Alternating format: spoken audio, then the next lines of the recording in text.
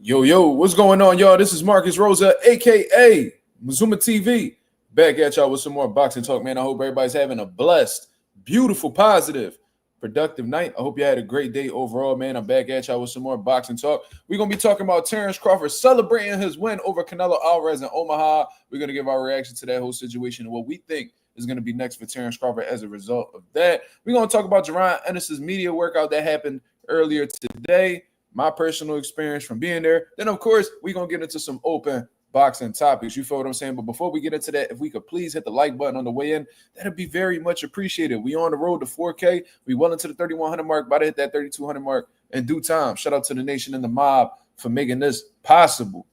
All right, y'all. Hope everybody's doing well. I already see a bunch of comments, a few comments in the building. Shout out to Smoochie with the first comment of the day. I know she be looking forward to me going on live early. You know what I mean? Because once it hit 10:30, she get the snoozing out here. Coffee Plant, what up? Chris Maldonado, what up? Justin Jackson in the building, what up? Leroy Smith Jr., what's going on? What's going on, fam? What up? Today was a good day, man. Today was definitely a good day.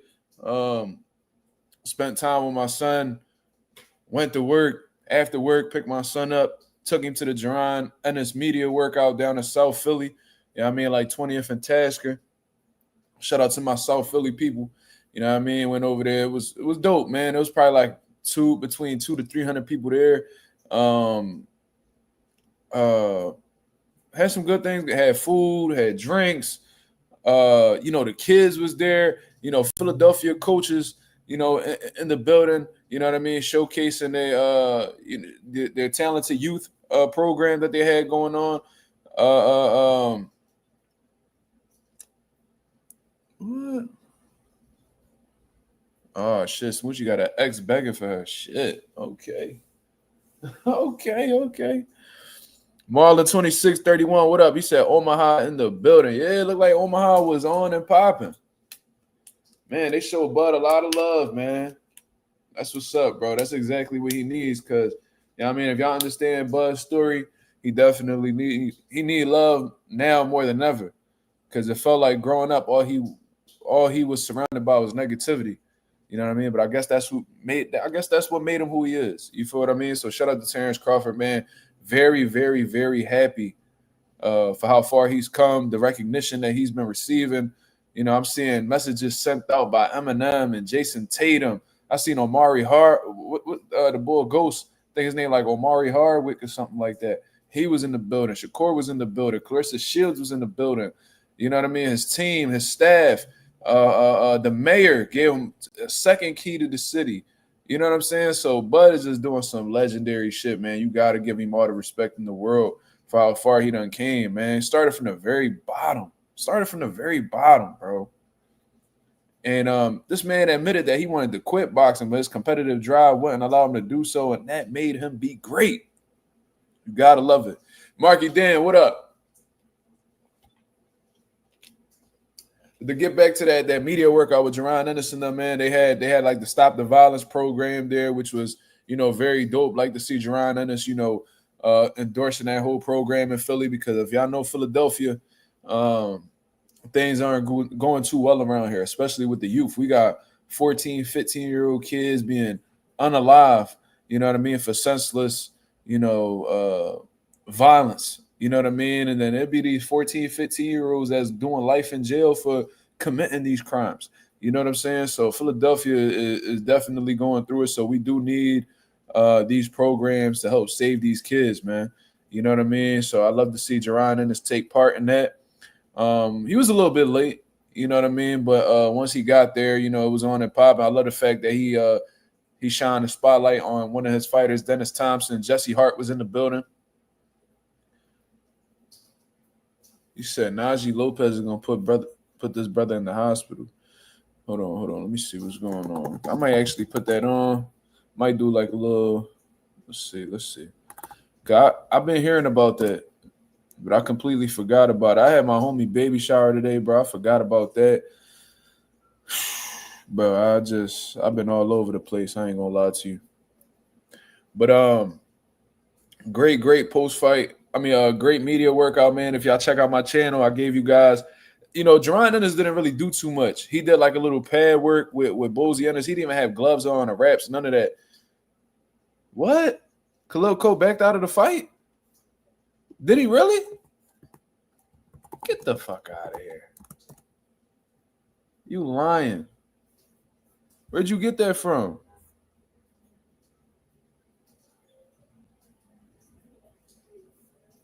You heard that for real? Why I don't see this? Get the fuck out of here. You lying, bro. Where'd you see? Where'd you get that information?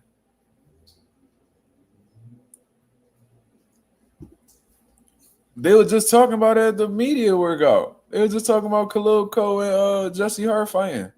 So it's just like, hold on. We're going to talk about this. Hold on. Damn, because if that's the case, bro,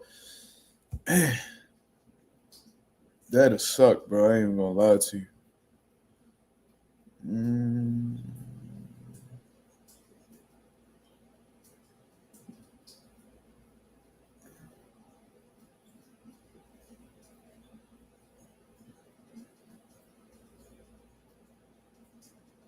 Let me see.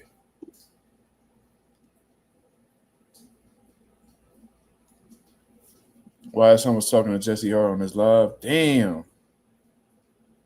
Wow.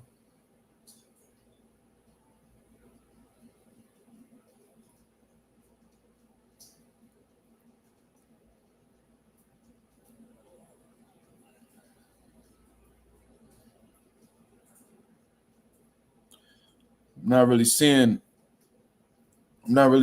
too much about it right now.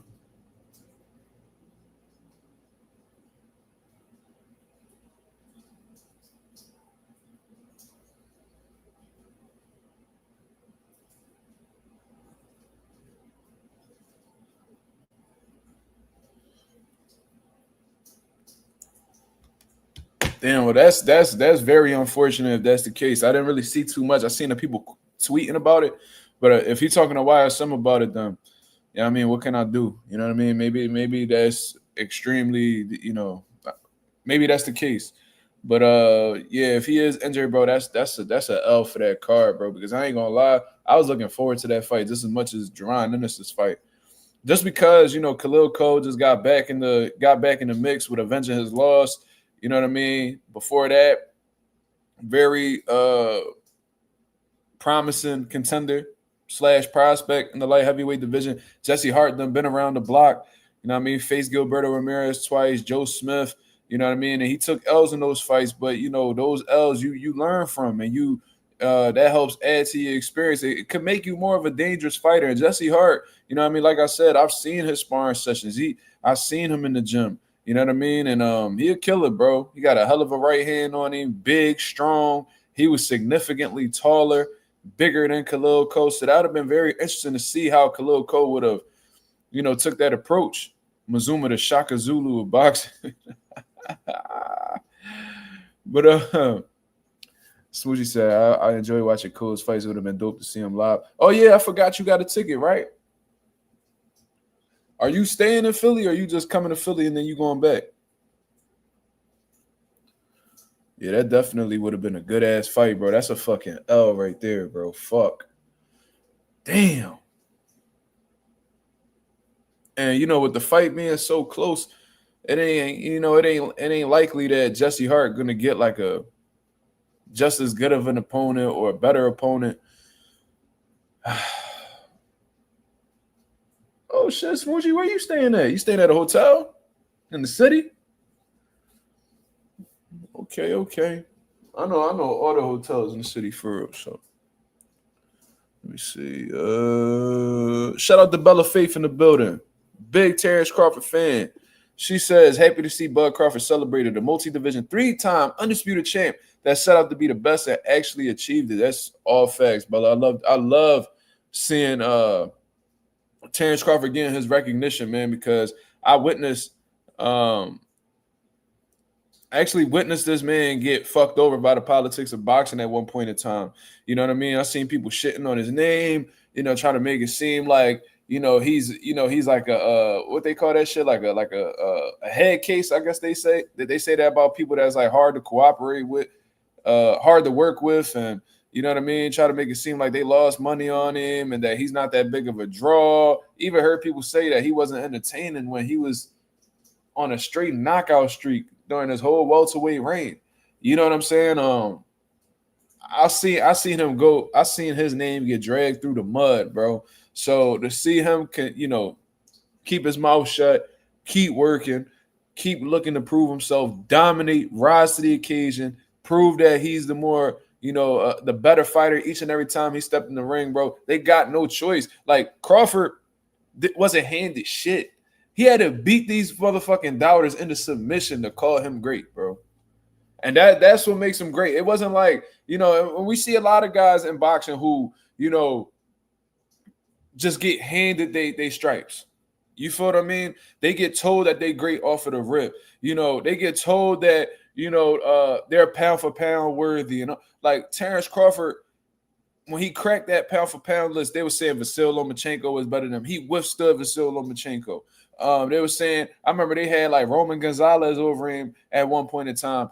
He withstood. He got past Roman Gonzalez. You know what I mean? They try to say Naoya Inoue was greater than him, and Naoya Inoue still doing some great shit in boxing, but stood the test of time and did something that I believe. I'm not, boxing, anything can happen, but I don't believe that Naoya Inoue is capable of moving up 2 weight classes and defeating an undisputed champion in the division, especially with how small he is.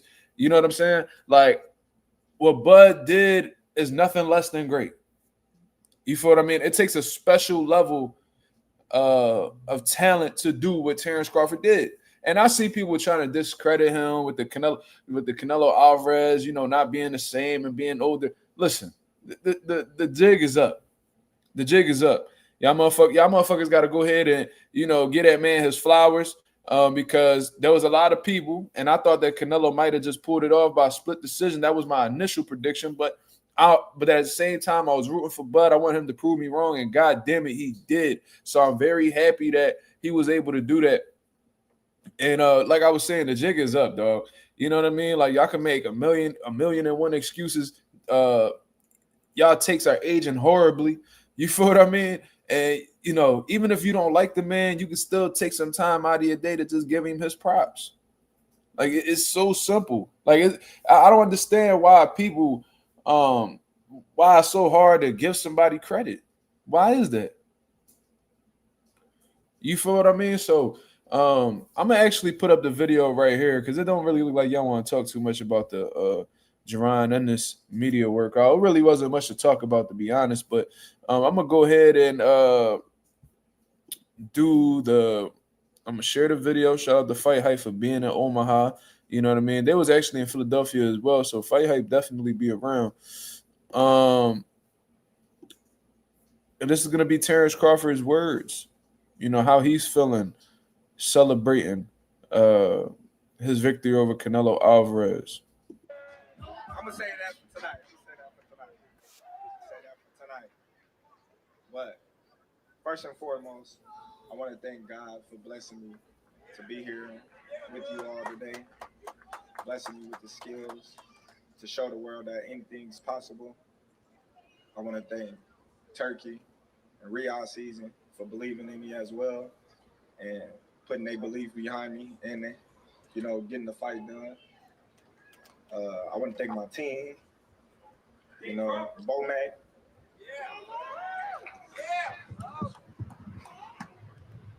Let me get this. I want to thank Bomac.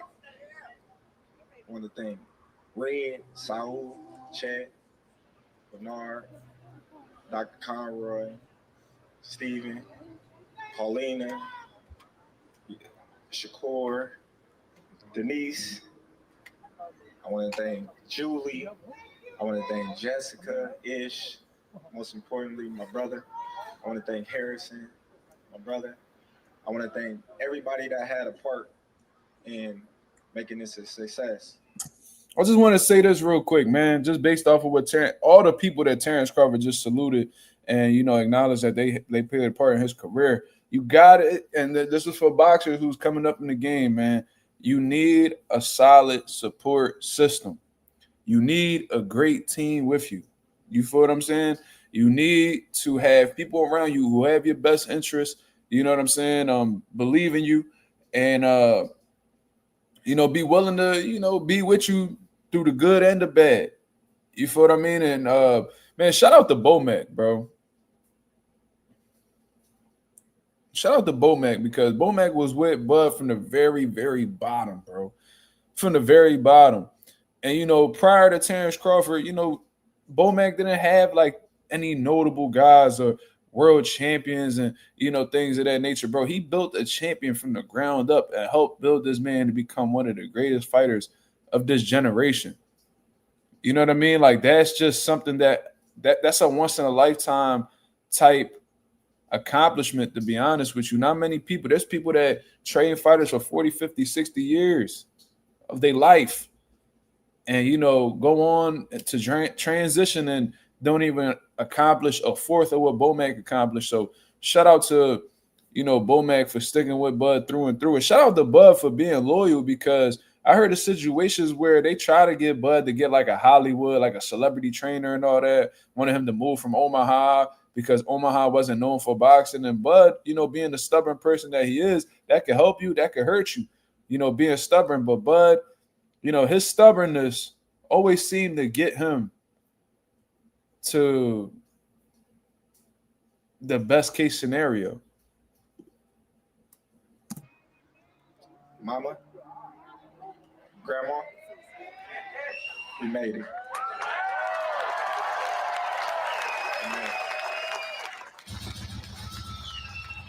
That's a beautiful thing to say, man. With his mother showing him all the tough love she showed him, and pretty much, putting him down. To be honest with you, bro, very, very doubtful of her son, but thank God he had the characteristics within himself to, go out of his way to use that as motivation, to prove her wrong. You know what I mean? And now he just telling her like, look, you said look, we here. Like, look at we at the top of the boxing world. Look, we here. After all this time, we here. It's a beautiful moment.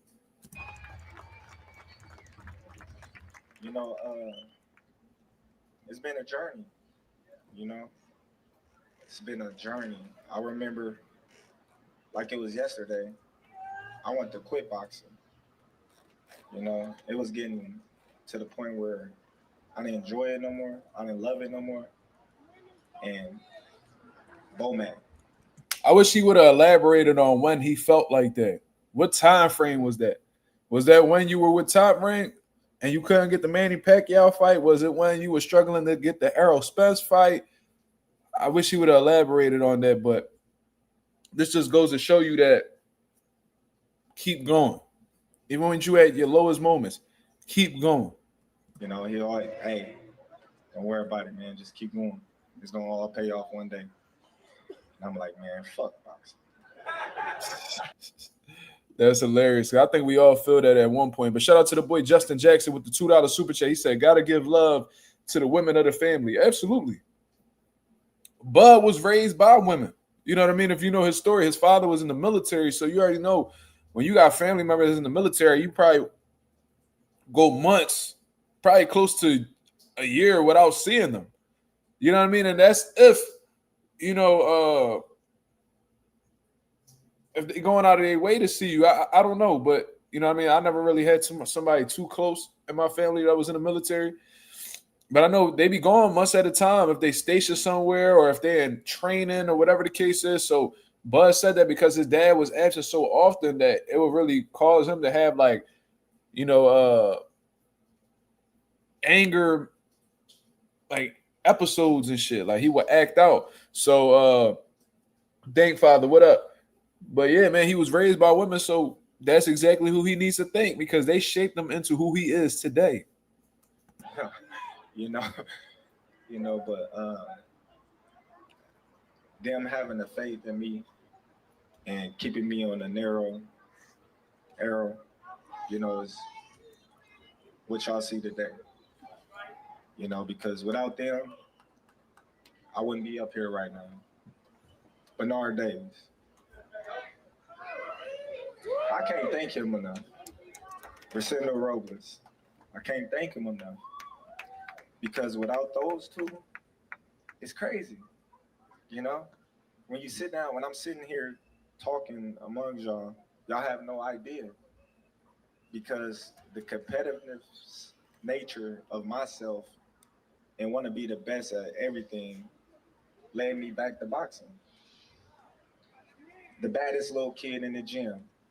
I get kicked out of the gym. I say forget boxing. I go play other sports. Yeah, I'm good at it. Bernard and Buzz, you gotta come back to the gym. And I ain't boxing no more, man. Y'all can have that. You know what I mean? So, you know what got me back into boxing? That kid that y'all seen performing at my fight got me back in boxing.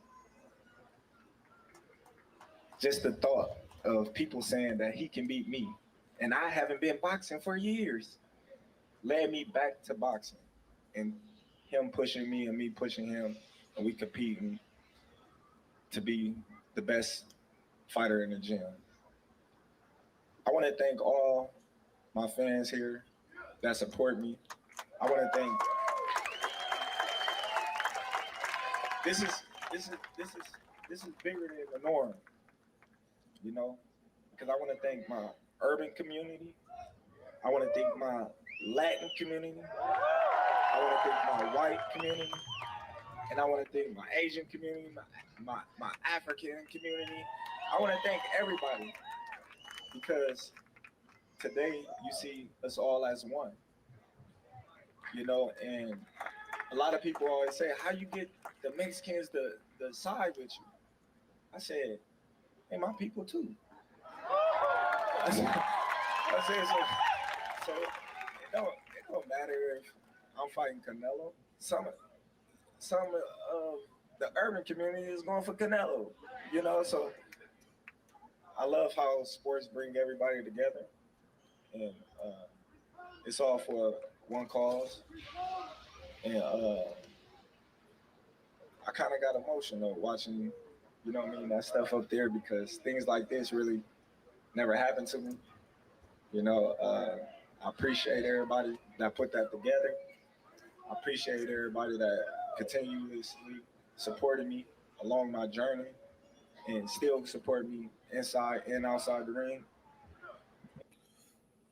Love the speech so far, but I just wanted to address this comment right here from Dank Father. He said, "Crazy snack, not even the topic no more. What happened to Victor Conti slander?" I mean, the reason why that's not being spoken about is because it's not relevant, brother. You know what I mean? It's not relevant at all. That was a narrative that people were pushing, you know, leading up to the Canelo Alvarez fight because, you know, a lot of these people was nervous that Crawford may have been able to, you know, and this a lot of this shit was Canelo Alvarez fans or, you know, fans of people that Bud had beat previously and stuff like that. They were trying to push this narrative so they could try to discredit, you know, Terence Crawford in case he were to come out successful against Canelo. You know what I'm saying? He did come out successful against Canelo. You know what I mean? There is no sufficient evidence, you know, available at this point in time to prove that Terence Crawford, you know, was using, you know, PEDs or, you know, doing things that Victor Conti had, you know, helped fighters do in the past. So that's why it's completely irrelevant. You know what I mean? There's no point in even speaking on that situation, to be honest with you. And if people, you know, found a way to bring it up at this point, bro, they just look corny. So, you know, sometimes ain't nothing really to do rather than to just eat crow.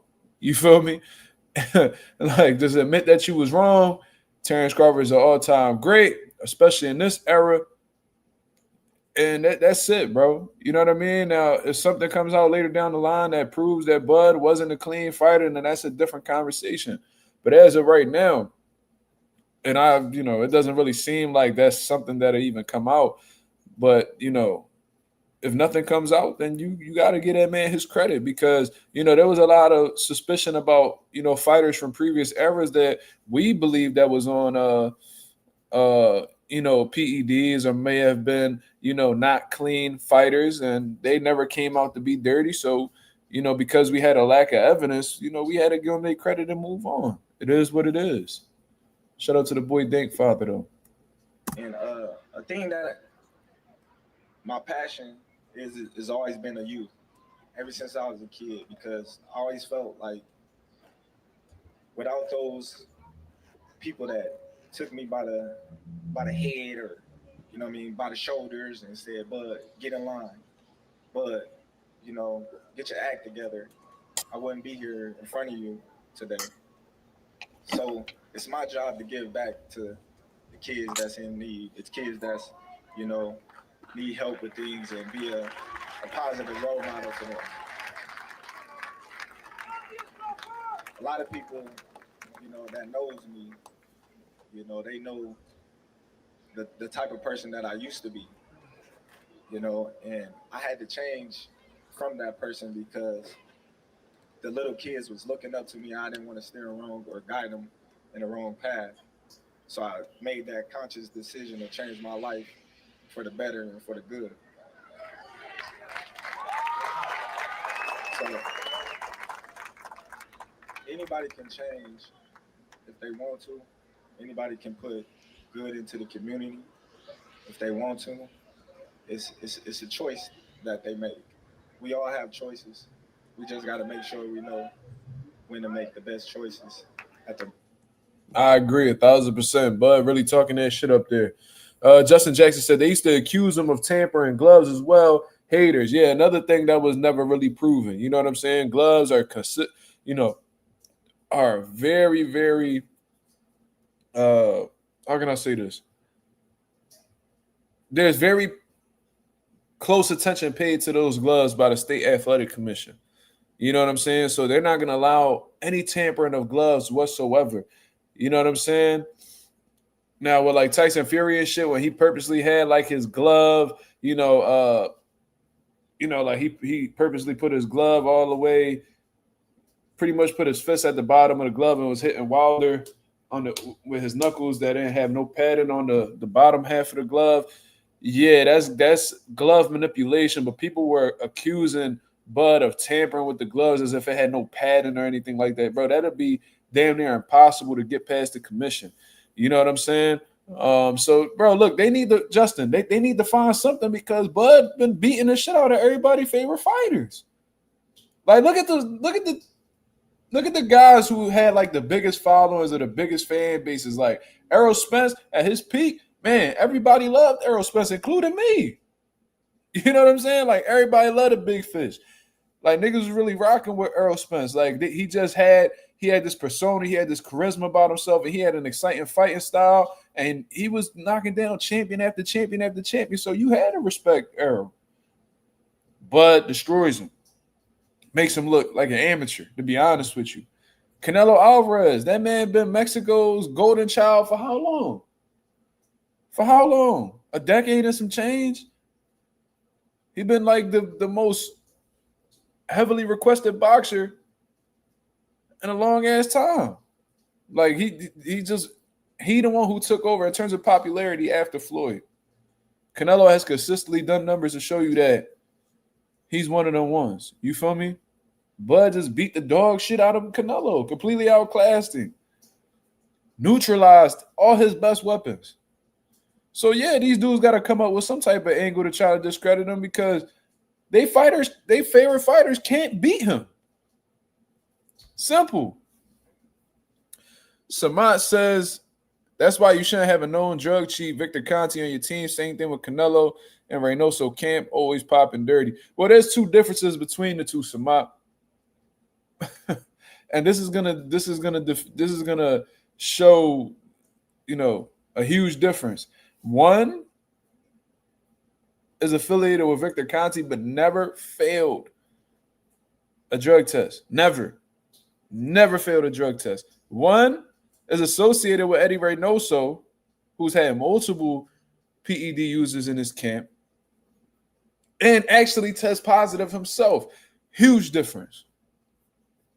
But anyways, let's move on. Best times. B&B Boxing. Me and Bo Mac created that gym. Being in that gym when there wasn't nothing in there. It wasn't even open to the public. I didn't even believe in the vision when Bomac was like, "This is what we gonna do." This, I'm like, "Man, this ain't gonna work." We argued tooth and nails. Bomac was like, "Man, just trust me. You trust me with everything else. Just trust me." And I trust them, and we got a beautiful facility. But the the city gave us some land for that new facility because we outgrew it. So I'm asking y'all, the community, for y'all help to support B&B Sports Academy, B&B Boxing Sports Academy. If y'all can, it don't matter, donate something to the cause so we can have a new facility. I created this facility, me and Bomac, because when I was younger, CW was downtown. There was times that I didn't have no ride, so I had to ride my bike downtown or catch a ride and things like that. And I used to ride my bike in the snow. And y'all know who used to give me a ride and drop me off on the corner? Oh, no. Can you imagine being tired from working out for hours and then getting dropped off on the corner like a hoe?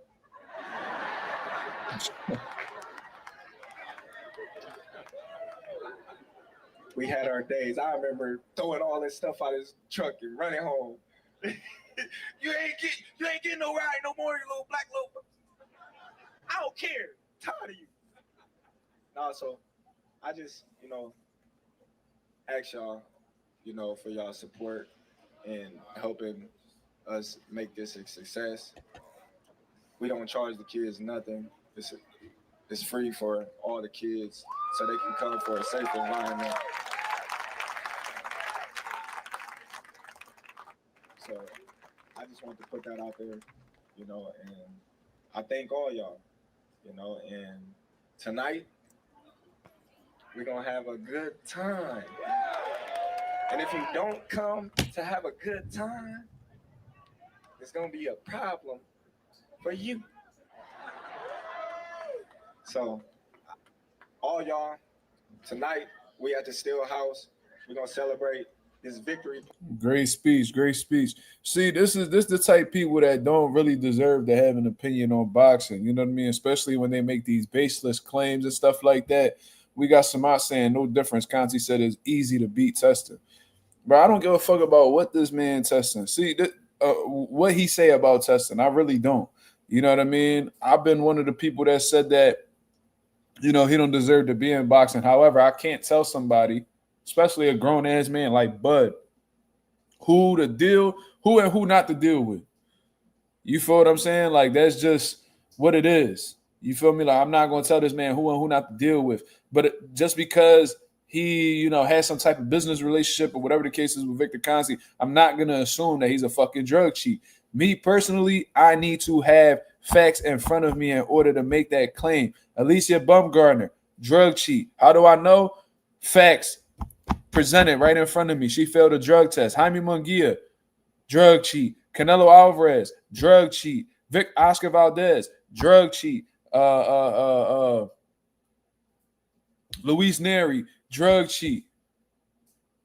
Dillian White, drug cheat. Gerald Miller, drug cheat. Alexander Povetkin, drug cheat. You feel me?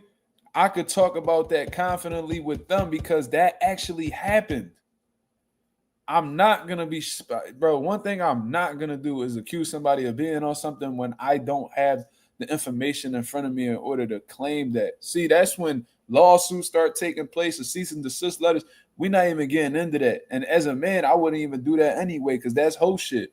So to be honest with you, bro, that's exactly the type time you on. You on some whole shit because you assuming somebody on some type of drug, on some type of PEDs because they dealing with somebody, but you never seen a positive test out of them. So until we see a positive test, you shouldn't even be speaking like that. You shouldn't be speaking so confidently. I don't even make any sense to be real with you. It don't. You gotta tighten up, brother. But anyways, let's finish up this speech. Party / my birthday at 12 o'clock. So if you support me, I'll see you there. Thank you, everyone. Hold on. Wouldn't that be some shit if Bud retire on his birthday? Because I ain't gonna lie. the way I was listening to this speech, and I'm hearing other people speaking up.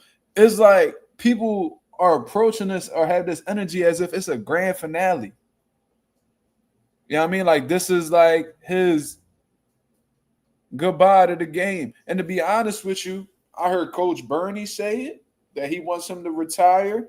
Bomac, he said he wants Terence Crawford to retire. Bomac did that interview with me like 1-2 years ago. He told me after Canelo, that's it. That's what he told me. But and you know, obviously it's all up to Bud and how the way he wants to go about his career. If he wants to fight again, that's on him. That's his prerogative.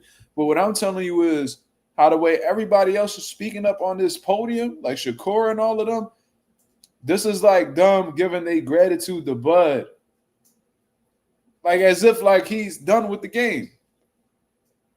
You feel what I mean? I can't make that assumption, but I'm just telling you the energy that it gives off. It's almost like we proud of what you did. Thank you for what you've done for me. Thank you to what you contributed to boxing. Like, yeah, this is a Canelo victory parade, but at the same time, it feels like this the last. And 42-0, not a bad number to walk away with. Odd numbers, I hate odd numbers. So when Floyd was 49-0, I was like, hey, bro, you just need to go ahead and get that 50. I don't know if that was my OCD or what. But 42-0, not bad. 42-0, not bad. You don't got a single split decision on your record. You ain't got no controversial victories. Yeah, I mean, because like every fighter at least got one controversial one. Every top fighter you know damn near got a controversial one, even Floyd. Bud ain't got none of that. That motherfucker ain't leave no room for error or for shit to even be taken a certain way. Like, and I ain't gonna lie, man. If Bud walked away like this, bro, this would be one of the most beautiful stories in boxing. From, you know, coming up, he said that he was fighting in like clubs, and he said he fought at one place where like niggas, he said it smelled like horse shit and stuff like that. Like I remember Buzz saying that, like he used to fight at these local club shows where it smelled like horse shit. Like you went from there to getting that cosign from Tim Bradley, getting that top rank deal, you know, becoming world champion. I mean, going to Scotland, becoming world champion. Like Bud life. That nigga needs a movie, bro. Like a real movie. Like, if you really took the time to understand where Bud came from and what he had to go through, man, fuck just box out of the way he came up with his mother and all that shit. That deserves a movie, or at least like a doc, like a what's that shit? Like a doc, what's a doc? Like a docu-series or something. Need to go ahead and get 50 Cent on it, bro. We need to get Buzz story getting shot and all the bullshit like that. Bro, that shit'll be fire. Fire, bro. I didn't even get to watch Clarissa's movie Smoochie, but I heard it was all right too. But Buzz story, bro, a whole bunch of up and downs. And if he walk away like this is like fucking best case scenario.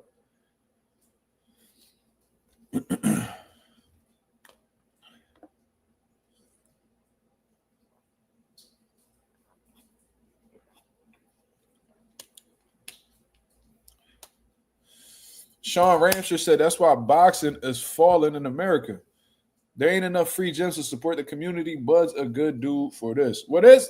I mean, in Philadelphia, there's definitely some nonprofit gyms. You feel what I'm saying? So, I mean, I think it's just a matter of research. I don't know anywhere else, but in Philadelphia, there is some nonprofit gyms. So, yeah, I think the Rock Ministries, I think they're a nonprofit boxing gym right down in Kensington and Somerset. So, yeah, that's one of them. But there's some that's around for sure. Let me see. Ralph said his two big wins are dominant wins. Facts. Ralph, all 42 of his wins have been clear. You know what I mean? Dominant. But I would love to see a Bud, like a Terence Crawford movie, bro, or a like a what's that shit called? A documentary. I would love to see a documentary on Bud, bro. Like a real thorough one, not like no bullshit. No, like take y'all time with that shit, bro. Like I would like to see a movie. I ain't gonna lie. I don't know if you could fit all. I don't know if you could fit like his whole story in 2 hours. King of Brooklyn 3, a biopic, something like that. That would be a really good John.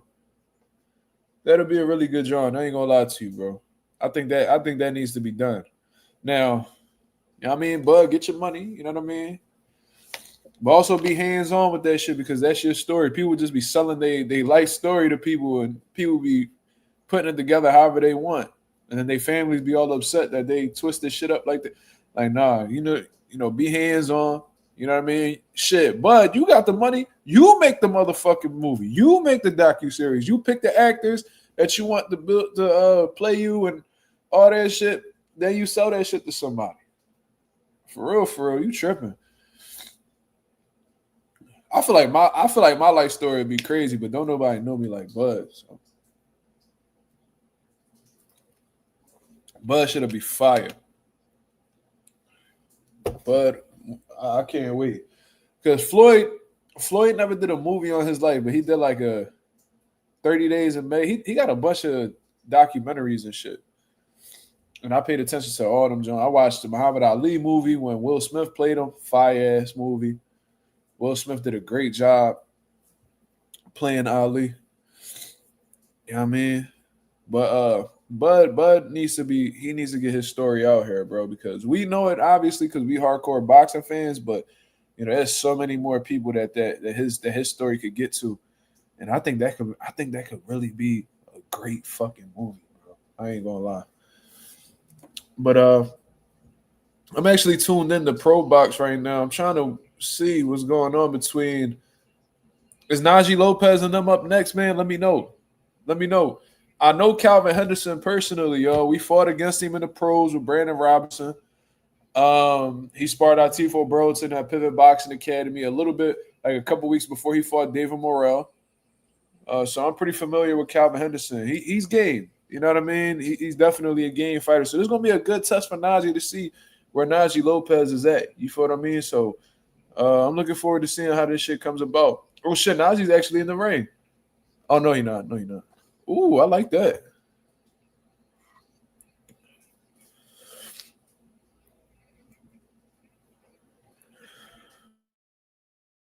They showing us little highlights and shit. Najee, I like how Najee put his combinations together, head and body. Got some good hand speed. I like how he delayed his punch. I like how he delayed his combination too to throw off the person time. He would whoa. Real crafty shit. So he seemed well schooled. Ooh wee. Look like he got some good power too. Oh yeah. Light heavyweight look like they got a future. Najee Lopez, Khalil Cole, Tifo Burlington. What's Ben Whitaker? There's some good talent out here, bro. There's some good talent coming up at light heavy, bro. Light heavy might be the next big division coming up. And we still got Benavidez still young. He's still around. Dave Morrell, he young. He's still around. You know what I mean? So this is looking like a real promising division.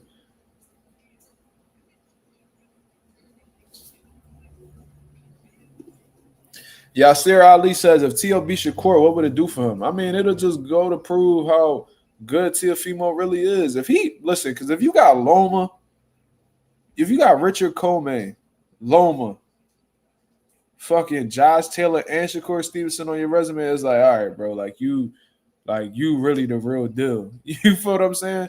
Because my biggest problem with Shakur, I just think he been riding that Loma win, like that wave off of that Loma win for too long. You know what I mean? It's kind of like what people be doing with Tank and Pedraza. Oh, man, but he beat Jose Pedraza. It's like, nigga, like, come on, bro. Cut it out. We're not about to just keep talking about that win. And I think that's the type of time that T.O. been on. And Josh Taylor, like, I give him credit because he was the man of the division at one point, but you know, I don't think he beat the best version of Josh Taylor. You know what I mean? I'm still giving credit for the win, but you know, I think it's safe to say that ever since that first Jack Catterall fight, Josh Taylor ain't been the same. He just retired because he know he ain't the same. You feel me? But if he were to beat a prime Shakur Stevenson, that'd be very impressive. That let me know that T.O. is really built like that. He's really a high caliber fighter. I already think highly of him as a boxer. I don't like him. I like fuck him. Like I don't fuck with him, but can't deny his talent. We can't deny his skill. If he were to defeat Shakur, who I look at as a top pound for pound level fighter, you just need to go ahead and slap T.O. on that motherfucking pound for pound list. And you know, behind Bud and Canelo, that might be the greatest win of the year. He might be a runner-up for fighter of the year. If you beat Shakur, you getting a shit ton of respect from me. Just to be honest with you.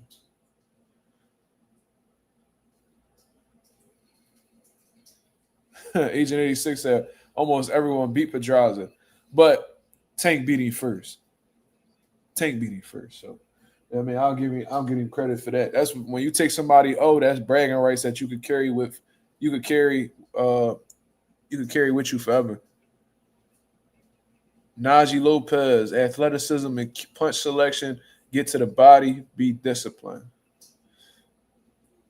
Yeah.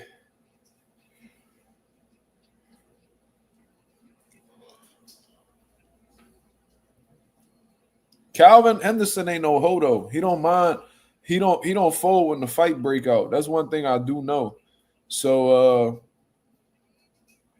Najee gonna have to bring the fight to him. He gonna have to beat Calvin up. He gonna have to beat him up because Calvin he don't go nowhere easily. Golden State Highway said Crawford ain't never popped dirty and clowns trying to accuse of facts because they need something. Golden, they need something. They need something to fall back on to make themselves feel good because all Terence Crawford been doing is hurting their feelings. All he been doing is hurting their feelings by beating their favorite fighter. So he gotta say something to make himself feel good. Them motherfuckers, that's what you call coping. However you want to cope with it, go ahead. Man, that motherfucker, man, he was Victor Conti. All right. Sure, buddy. Sure. What did Loma do wrong against T.O. in your opinion? He started way too late. You know what I mean? He gave away a lot of the earlier rounds. Kind of looked like he felt Teofimo's power. And I think that he was waiting for T.O. to like slow down so that he could, pick up the pace and shit. That's what I think he was trying to do. I think he started too late. T.O. What T.O. did very well was neutralize Loma's angles. So you could tell he was definitely studying Loma's angles, see what, angles he liked to create off of what combination or, what side he likes to lean towards more when he's creating those angles. And Loma, with T.O.'s athleticism, he was able to, turn with Loma and beat him to the punch. I seen that. I seen him go to Loma's body. Loma don't like body shots, in my opinion. And, I just think that T.O. he had a lot of good shit going for him. I think he showed to be the superior athlete to Loma.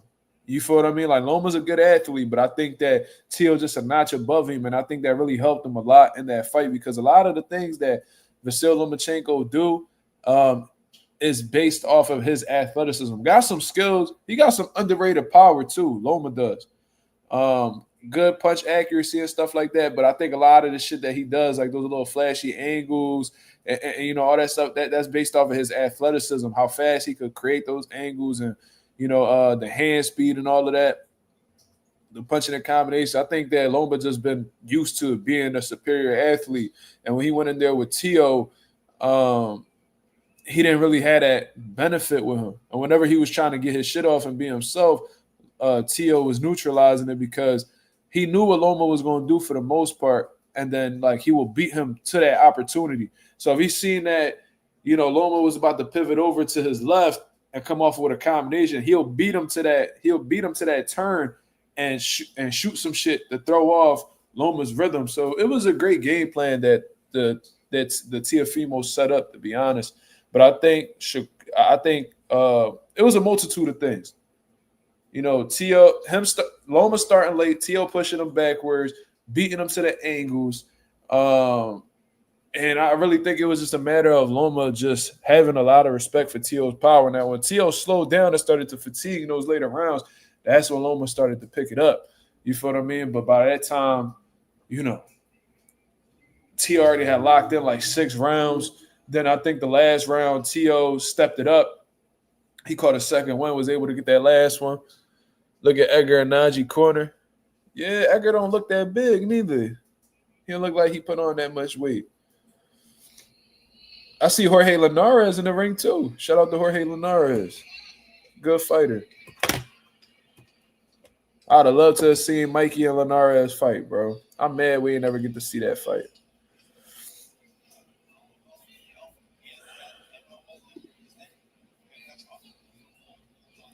So I'm actually gonna watch this Najee Lopez versus Calvin Henderson fight. I'm about to just edit my title and put it where, because ain't nobody, I'm gonna keep it real. Don't nobody really care about Jaron and this media workout. I guess we just go ahead and wait until the Rumble.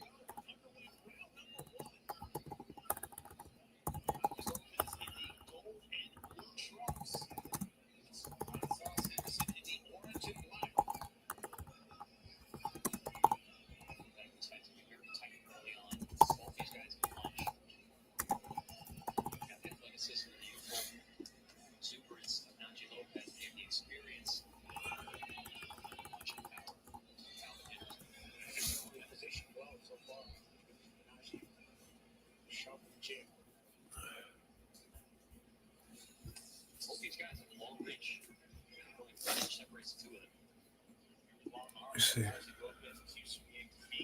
Yeah, I'd have had Mikey too. I think Mikey would have fucked Linares up. That's just me though. I'd have loved to have seen it though. It's one thing, Linares could punch, good combination skills, but he had bitch in him, in my opinion. No disrespect.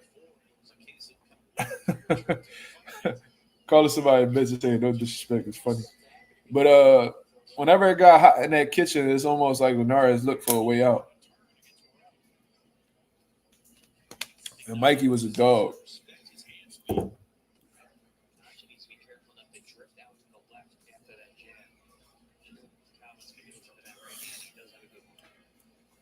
Damn, how Najee look big as shit.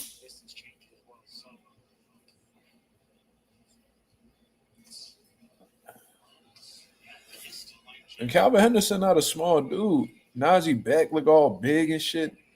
That's a big 175 right there. But this definitely looked like a fill-out round from what I see from both guys. And, you know, the reason why Najee probably looks bigger is Calvin is, you know, he came from 168. You know what I mean? So, you know, I guess it's safe to say he's not a full-fledged 175. But it looks like Calvin is having a little bit of trouble with the distance so far. And he's being really cautious as well. He's keeping his hands up high while he's jabbing. So he's well aware that Najee got some crack. And Najee just he's a little bit more loose in there. You know what I mean? Just got his slip jab to the body. I like it. Good jab from Najee. Najee definitely got the quicker jab thus far. Ooh, beautiful combination from Najee. I like that. He got good punch selection, man. I like how the way he shoots he puts his punches behind each other. I like that. He went boop. He went boop, boop, all with the same hand. He was trying to break through Henderson's guard, but so far Henderson got a tight high guard. But Najee, I'm gonna give Najee that first round. I just thought that his jab was what stood out. Nothing too action packed. Really wasn't any combinations being landed or anybody getting rocked or hit with big shots. But Najee's jab was definitely the standout punch of the round. And he landed more consistently than Calvin. So, and I don't even know if Calvin landed anything clean on Najee in that first round. So I'm gonna give Najee that first round. 1-0 Najee thus far. Looks sharp though, man. I like I said, I like his punch selection. He looks strong. Looking at Najee, how the way he looks physique wise, he kind of reminds me of Jamal Charlo. You know what I mean? Like that big upper body, like the shoulders and the chest, and how solid he looks overall, like from a physique standpoint. He kind of remind me of like Jamal Charlo, like a middleweight Jamal Charlo. They got the same type of frame. But Najee's definitely he looks like a big 175 for sure. The size difference looks crazy in my opinion. Woo wee, that hurt Calvin. That was a good right hand. I like Najee's reaction timing, man. He not playing with Calvin. He gonna make sure if Calvin gonna be good jab.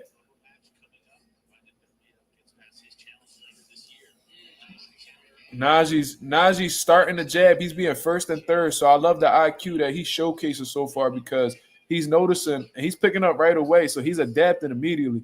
He's noticing what Calvin Henderson's attempting to do. Calvin's trying to get his counters off, and he's trying to counter with his lead hand, and Najee will just he'll initiate with a jab or whatever the case is, see Calvin's counter, and then counter Calvin's counter. So that's called countering the counter, y'all. Not to confuse anybody.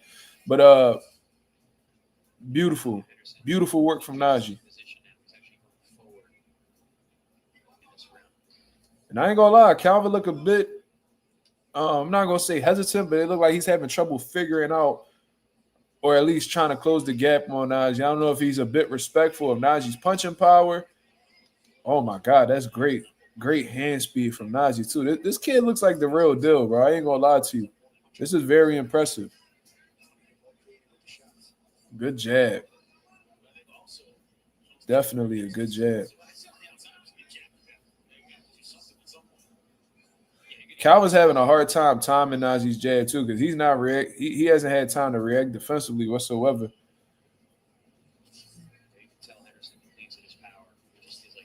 Good fucking jab. That jab is phenomenal thus far. Calvin can't see it. Calvin needs to get his head up off of that center line or at least take some type of chances offensively because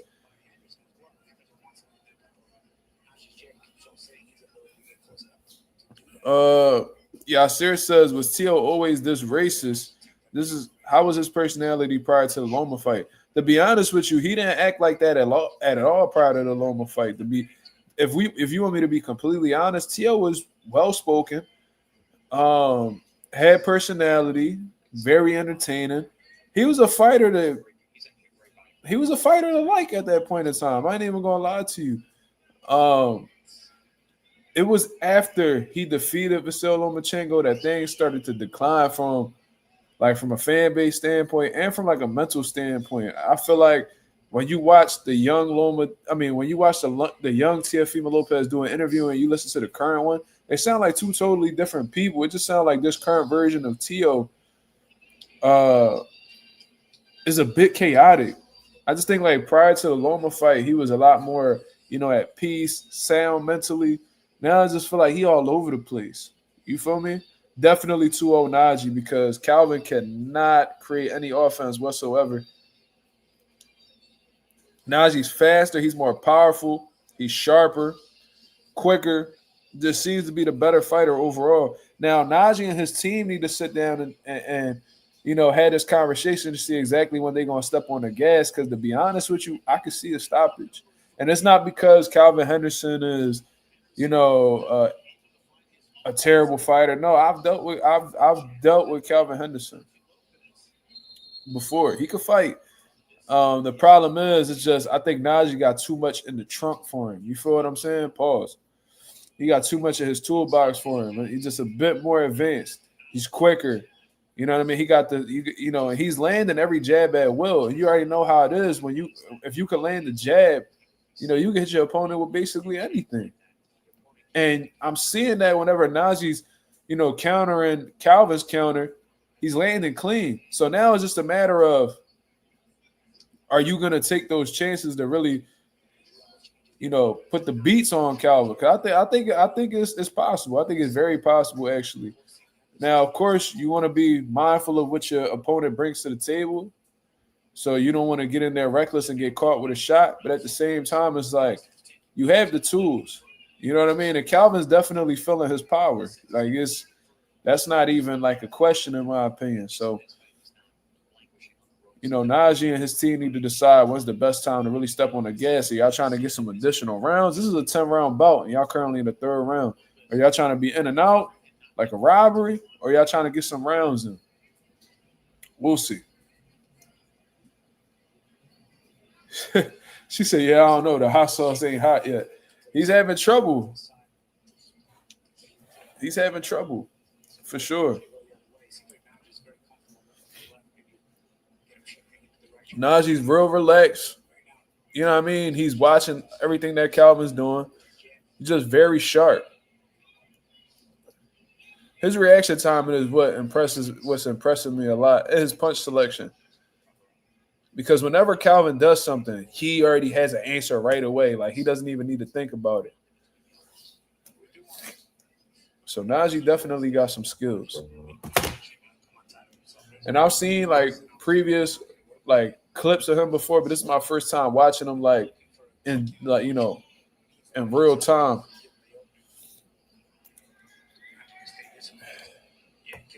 Calvin's trying to establish his jab. He's like doubling it, but he still can't seem to find his range. But whenever Najee lets his hands go, he's always catching Calvin at the end of his punches. So one's struggling with the range and one isn't.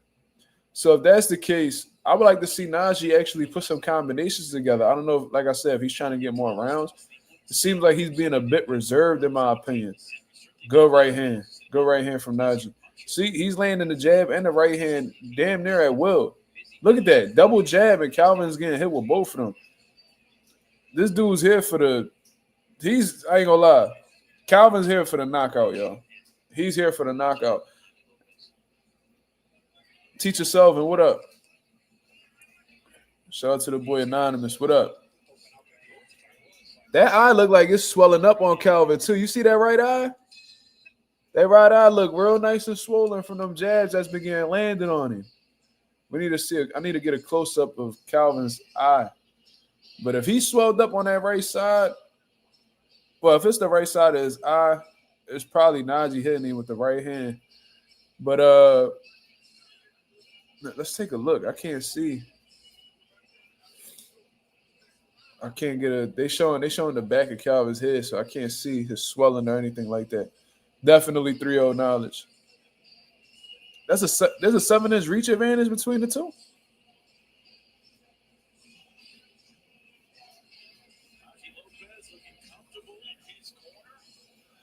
Yeah, this is. I mean, no disrespect to Calvin, but this looking like easy work.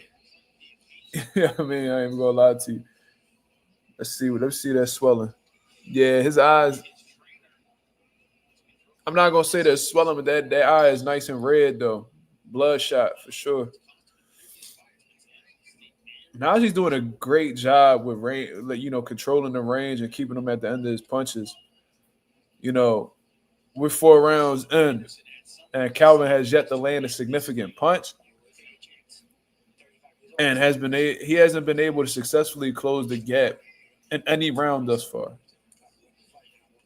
Woo-wee! That right hand nasty. So now you landing the jab and the right hand at will. Let's see. I want to see him try to put that left hook behind it. Shit. See, I'm the type person, especially as a coach. If you landing them straight shots at will, it's time to start building them combinations off of them.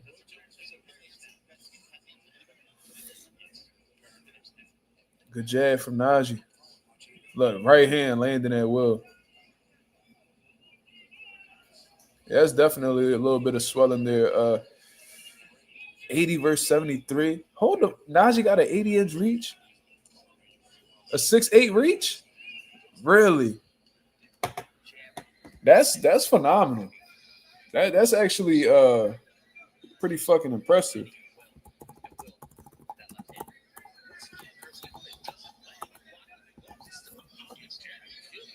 Oh yeah, Calvin's getting picked. He's getting picked to pieces. See, this is what I'm talking about. See, Calvin don't mind getting into a fight. It's not showing his reach on BoxRec.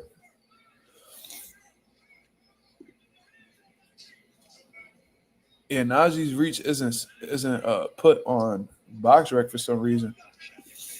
But and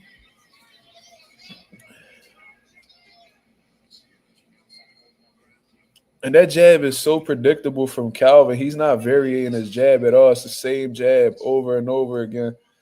And that's why, Najee ain't really respecting it.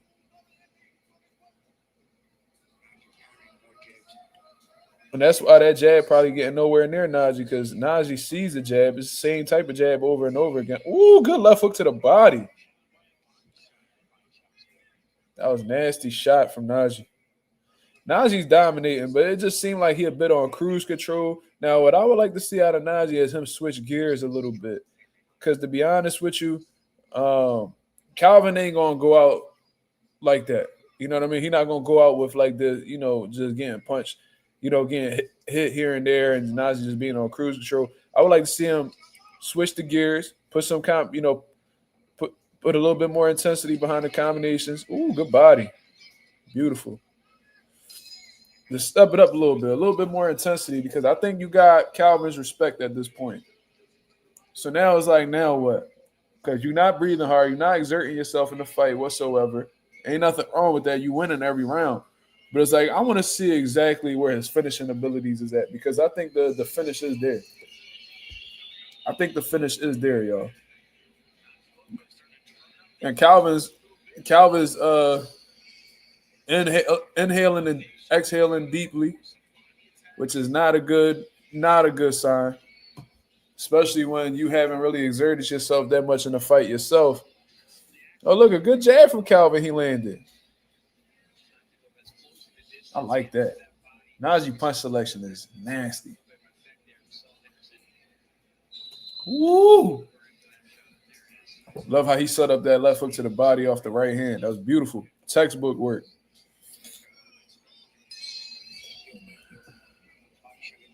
Shout out to Pro Box, man. They putting together some good fights. They put together some good fights, man. Hopefully we could get on Pro Box soon. That'd be dope.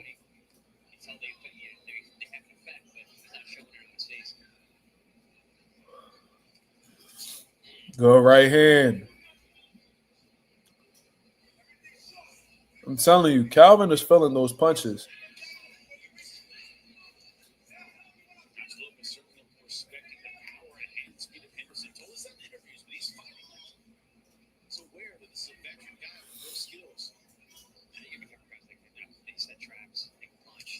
Good fucking right hand. That rock Calvin. Oh, he hurt. Told you. Oh, shit. He out. And that was a stoppage for Najee. The referee stopped it right before shit was about to get ugly, because he dropped his hands and everything. He was completely defenseless. So that referee saved him low key. I'm telling you, that right hand was killing Calvin. Calvin's upset with the stoppage, but the way that his hands was dropping and he was just blatantly getting hit with clean shots, you put the referee in a tough position, man. Like, I know that we get highly critical of the referees for, choosing to stop fights, a bit premature, but, let's just keep it honest. Calvin was about to get put on a highlight reel just based off of how the way he was responding to those punches. Very, very impressive performance from Najee Lopez, to be honest with you, bro. He just gained a fan in me. Just based off of what I've seen today, a great jab, great range control. Let's actually get into this replay right here. So Najee Lopez, you know what I mean? Looked like he bait. Ooh, good left hook. Ooh. See, so the problem was Calvin had that lead hand down, and he pretty much turned his head out of the way and allowed Najee to hit him with a good little temple shot. He turned his head right over to that direction, got hit right on the temple. His equilibrium's gone. Najee notices it. He lands a left hook that seems to get Calvin's attention. Calvin hands are completely down. Look at that, hands are down. Yeah, that referee stopped this fight right before Calvin was about to go to sleep, yo. As a fighter, of course, you don't want to get stopped. That's an embarrassing thing to go through, to be honest with you. But they were on totally different levels, bro. Like I said, Najee's jab was absolutely phenomenal. His punches were sharp, they were accurate. Good understanding of range because Calvin don't got a short reach himself. He's a pretty tall dude, for the weight class. And you know what I mean? Like Calvin Henderson just couldn't get out. He couldn't time Najee's jab. And like I said, if you're able to land the jab consistently, like at will on your opponent, you bound to land anything on your opponent. So they're about to announce Najee as the winner.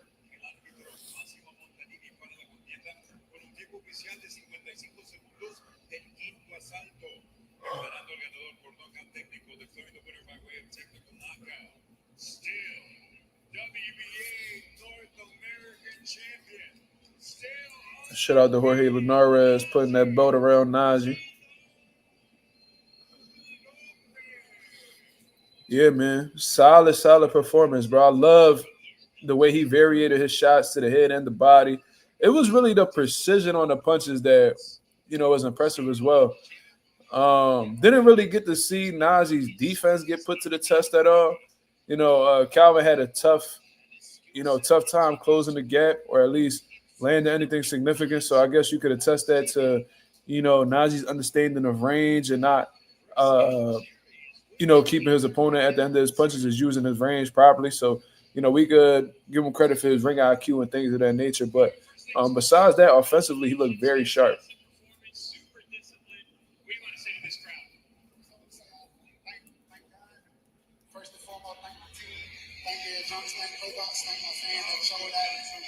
I enjoyed putting on show for y'all. That was the most disciplined performance I've ever seen in your career. Henderson is one of those guys who has a ton of experience. He's what we call a banana peel. Very difficult guy to deal with. How much respect did you have for him going into this fight, which is why you prepared the way you did? Man, I respect the game. I respect everybody that I shared a ring with, and I understood that he had the experience. He's been in there with guys. He knows how to fight. So I just took my time, just stuck with the game plan, and honestly, I knew the outcome. I knew it was going to. If I stuck to the game plan, I knew it was going to end like this. When did you know that it was time to step on the gas and get out of there? Third round. As soon as it happened. Was that quick? As soon as it happened. As soon as it happened, I really can't call it. I just stuck with the game plan, like I said. As soon as I seen her, I knew. Stay patient. So how does it feel to have a main event here, a fight card like this, against an opponent like this, on the cusp of another really big thing? Oh, man, it felt great. Damn. Since my first fight, every fight felt like the most important fight in my career. So he brought that left hook around Calvin's guard. That was nasty. Speaking of next, what is next? Where do you see yourself by the end of this year or the beginning of next year? Oh, man, I just want to talk to my team, talk to Gary Jonas, and that news is soon. Y'all get that news soon. I had asked you this a week ago. At what point of your potential are you at right now? Y'all ain't seen nothing yet. Nice. Congratulations. Lopez with his Man, shout out to Najee, bro. Shout out to Najee Lopez. That was a phenomenal victory. Very impressive in my opinion. I love this composure, combinations. And like I said, the stoppage was definitely there just by how clean he was hitting Calvin and how Calvin was responding to his punches. His body language kind of showed that Najee's power had some type of effect on him, a negative effect on him. So I knew it was only a matter of time before he got in that situation. And once he hurt Calvin Henderson, he did a great job staying composed. You know what I mean? Still stood under control, didn't wild out, just put his punches together. And it was a great stoppage on the referee's part. Like I said, there's probably gonna be people in the comments. It was like, oh man, that was a horrible early stoppage. But look, man, a lot of these fans in reality, they'll say that it's an early stoppage because they ain't see the dude get flatlined. You know what I'm saying? The referee's job, for the most part, is to save the fighter from himself or save him from any additional punishment.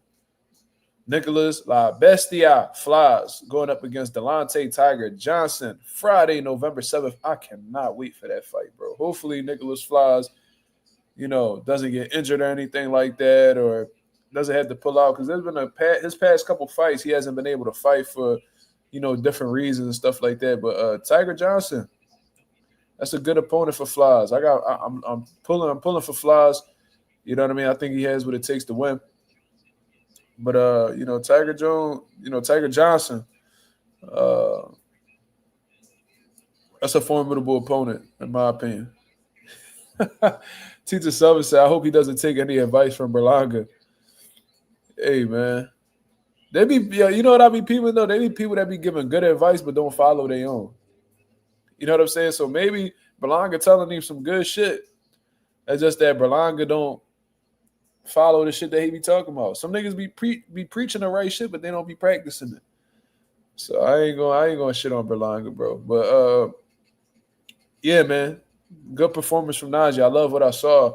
That was the first fight that I was actually able to catch of his that was live. So I like what he brings to the table. I'm looking forward to seeing what he does. Then they associate him with a possible Artur Better Beef fight. Or was that somebody else? Was that Najee Lopez that they was trying to line up with Better Beef? Or was that – I think that was somebody else, though.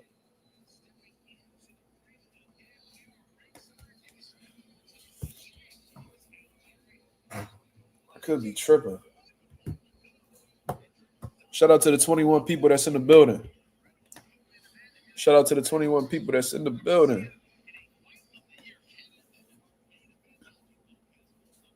Let's see. These dudes are absolute clowns. He gonna go say, why are people praising Bud for beating a washed-up manufactured champion with 4 losses? Something tells me that you picked Canelo to beat Bud, though. So now that you see Bud beat Canelo, now you got some type of built-in excuse as to why Canelo lost. See, Canelo manufactured. It's very hard to call somebody manufactured when you beat the type of champions or beat the quality of opposition that Canelo Alvarez has beat. I don't think you beat somebody like Triple G, even though those was close fights. I don't think you are a manufactured champion if you beat somebody like Triple G. You know what I mean? I don't think you manufacture when you beat an all-time great boxer in Miguel Cotto. I don't think that you're manufactured if, you're beating guys like Caleb Plant. Because Caleb Plant, at his peak, he was a formidable opponent. He beat a lot. Canelo beat. I don't think you beat Daniel Jacobs being a manufactured champion. You know what I'm saying? I'm aware that Canelo dug David. David, one of my favorite fighters. I called that out for years. It's just and the reason why I called you a clown is because that's a terrible take. You know what I mean? To go out of your way to discredit Bud when this man moved up. The man went up against all odds. The man moved up in a weight class he's never competed at and beat the guy who was undisputed in that division for years. You're gonna go out your way to discredit him for that victory? It could be a real take, but it's a foolish one. That's what I'm telling you, and that's why I called you a clown. You feel what I'm saying? Like, why are people praising Bud? Because he did something that a lot of people weren't able to do historically when they moved up multiple weight divisions. You know what I mean? And there's people that tried previously. We seen Jermell Charlo, who was an undisputed champion in himself, go up 2 divisions, and he laid an egg. Jermell Charlo ain't no bum. He just couldn't beat Canelo. Is Canelo a manufactured champion for beating Jermell Charlo?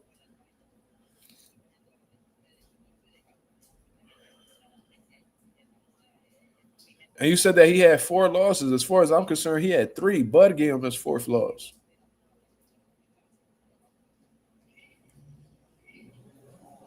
You don't need to be a slick boxer. You don't need to be a slick boxer, bro. You don't need to be a slick boxer. And you over here talking about Floyd Lara Bivol and now Bud. When we look at and I had Lara winning, but the reality is Canelo beat Lara. William Skull was a slick boxer, right? wasn't William Skull a slick boxer? And you see what Skull did, he lost clearly. Why did Plant gas out, brother? Why did Plant gas out, Armin? You tell me why. Was it because he was shadow boxing in there, or was it because Canelo was in there? That's another great point. Austin Trout. That was a quality boxer. He beat Miguel Cotto.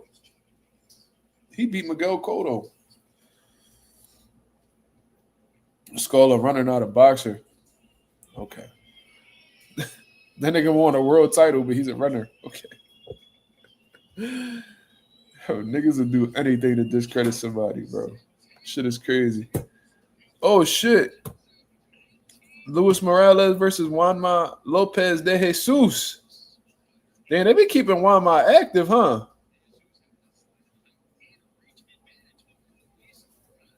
Caleb always gasses out. I'm a casual. Okay. Caleb Plant beat Jose Huscadigi, who was a pressure fighter. Beat him, knocked him down, got a unanimous decision. He beat Anthony Durrell, former world champion, knocked him out cold. You feel what I'm saying? Like, we're not about to sit here and act like Caleb Plant is a nobody. We're not. Like, we're not going to do that. That nigga was a world champion who had multiple title defenses. I'm a casual. Okay. See, that's why I don't even go back and forth with niggas, bro. Exactly why I don't. And he act like I'm disputing all of this shit. Like, nigga, I've been around for the Demetrius Andrade situations. Like, I seen that Canelo didn't want to fight him. What I'm telling you is, why are you discrediting Bud?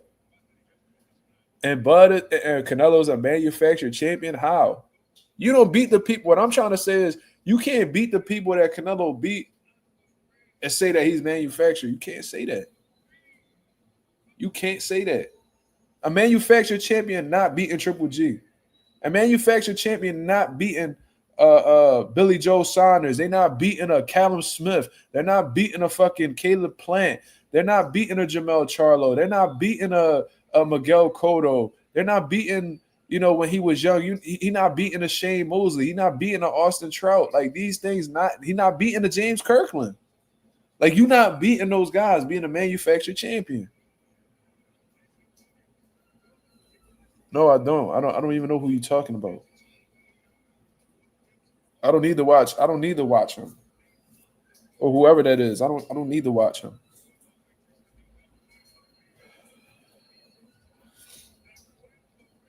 Look at Juanma Lopez. Look at Xander Zayas.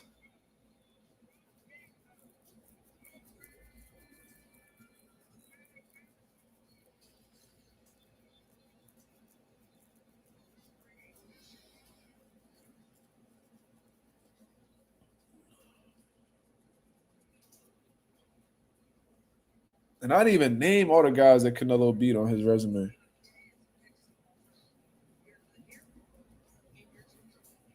This nigga just talking. He said it's very beatable, just like Emiliano. First of all, anybody's beatable. Everybody in the sport of boxing can be beat.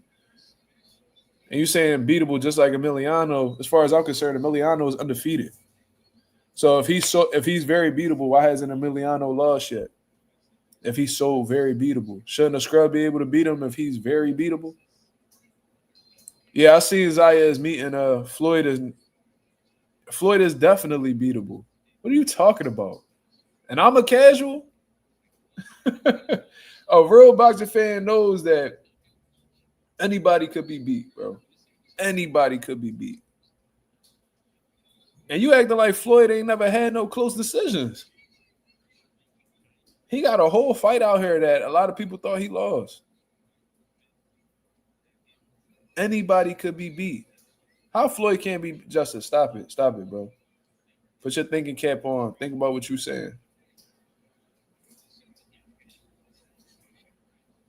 Bud is beatable. Yeah, Bud is beatable. Floyd is beatable. Anybody you name is beatable. Anybody you name is beatable, brother.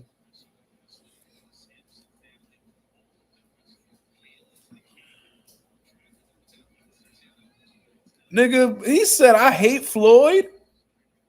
What? Nigga, would you like to come on the channel? Would you like to come on here and talk about Floyd? Let's see who hates Floyd or who don't. I bet you I know more about Floyd than you. I bet you I can run down the history of Floyd better than you. Bro, I was a fucking Floyd super fan growing up, bro. Still watch Floyd documentaries to this day. I hate Floyd. Shut the fuck up. You don't even know me to be saying shit like that. You're a fucking clown. That's exactly why you a clown. That's exactly why you a clown. Man, why you gonna call me a clown? Because you say shit like that. You don't even know me and you assuming that I hate somebody. You could love Floyd. You could love Floyd. I love Floyd as a boxer, but anybody could be beat. Anybody. I don't give a fuck who you name. All my favorite fighters could be beat. Boots could be beat. Benavidez could be beat. Bam could be beat. Any of these niggas could be. Tito Trinidad, he got beat. That's my favorite fighter of all time. Anybody you name, brother, can be beat. Anybody. We human. You act like niggas can't be faded. Bro, anybody could be beat. Now, has Floyd been beat? No. But can he be beat? Yes. Yes, he can. So, man, we got to stop acting like niggas is perfect.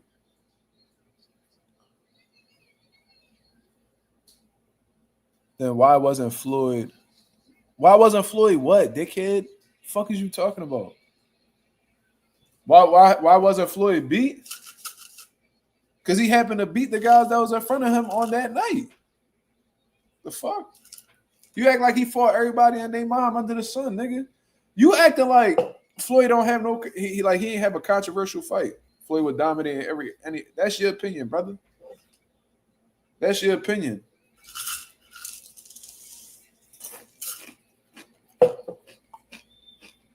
Nigga swear he's saying something. So if a nigga undefeated, they can't be beat. But you just said, all right, so now I'm gonna use your own logic against you. You ready? You said that I said that anybody could be beat. You said that then why wasn't Floyd, you casual? Okay. But this the same dickhead who said that Bud is beat that could be beat. You said that Bud is beatable. Then why wasn't Bud beat? You fucking casual. How that work? How about that? How about that?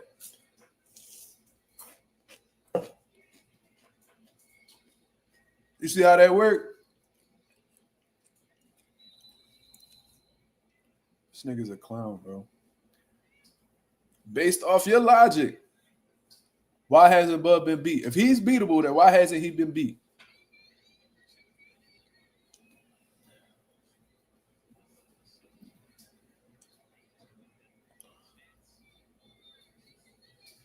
Bud can't adapt. This nigga ain't watched the Gamboa fight. He ain't watched the Sharon Porter fight. He ain't watched none of these fights, bro. He ain't watched none of these fights.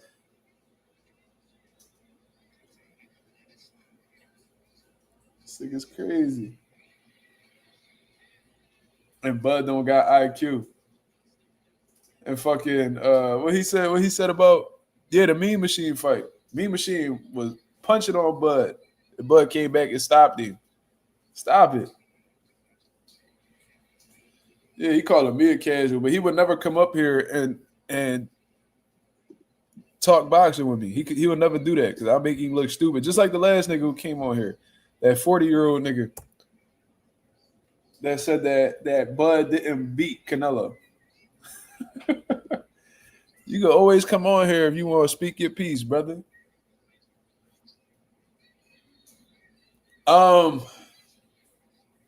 See, Justin,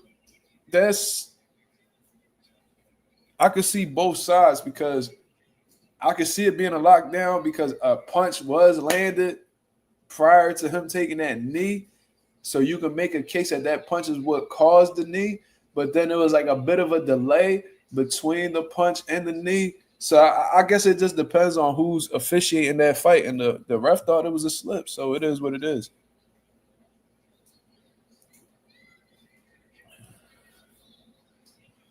No, I mean, Justin, I seen it. But like I said, I think it really comes down to, what the official sees or what he deems to be a knockdown. You feel me? But I can see both ways. You know what I mean? I probably would have. I don't know. Yo, somebody pack this dickhead. Who want to do the honors? Bella, you want to smack him with the wrench?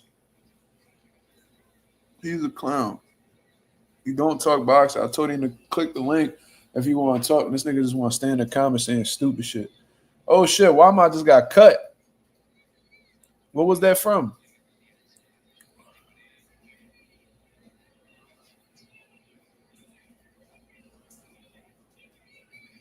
I hope that wasn't from a punch.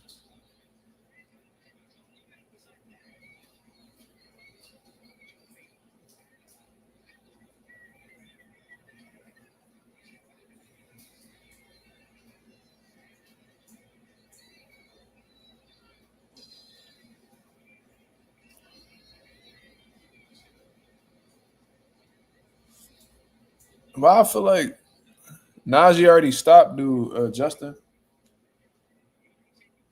Who ended up packing him?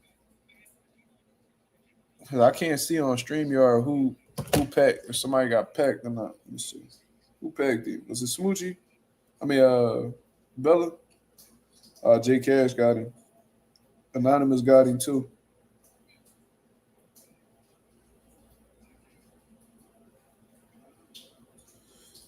Well, to be fair, Justin, I mean Floyd did get robbed in the Olympics, but yeah, to say niggas is unbeatable is crazy. Anybody could be beat. Anybody. And Floyd knew that. That's why he trained so hard. You know what I'm saying? That's why he trained so hard. If he genuinely felt like he couldn't be beat, why train? Your work ethic, a lot of that shit goes into how much respect you got for the game and your opponent.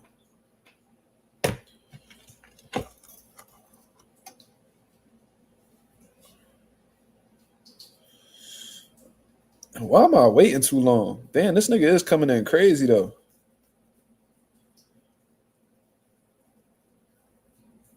Yeah, this nigga's wild. He got like he like lunging in, throwing wild shit. That's a little tough style to figure out.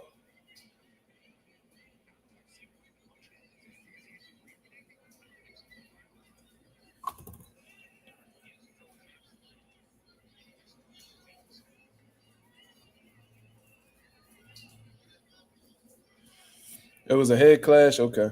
Ooh, good fucking hook. Yo, why am I better tighten the fuck up? Ooh! Why am I just drop this dickhead right hook? Just ding ding.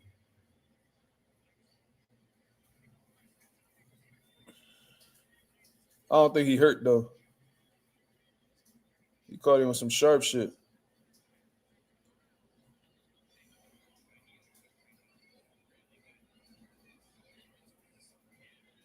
This nigga, why am I better stop acting like Ryan just loading up on the fucking hook all the time? Nigga, put your punches together. Good body.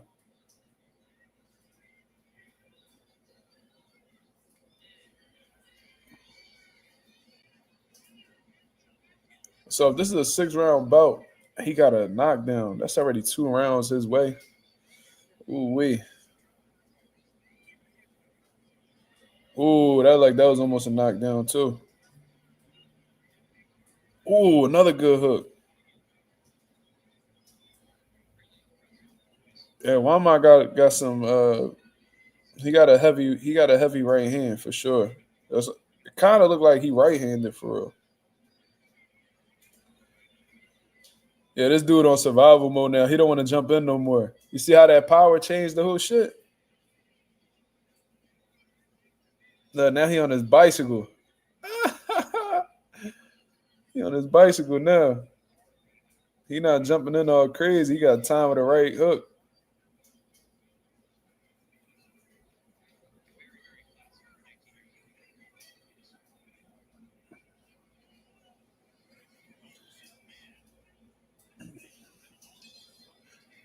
I'm surprised that cut man ain't stopped that cut though.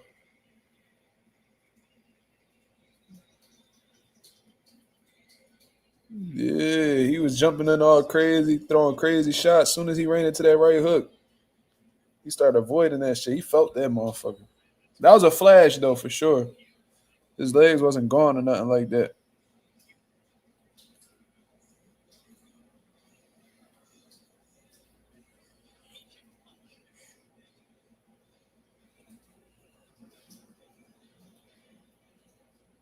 Bing! Ooh, almost. Bing! Damn!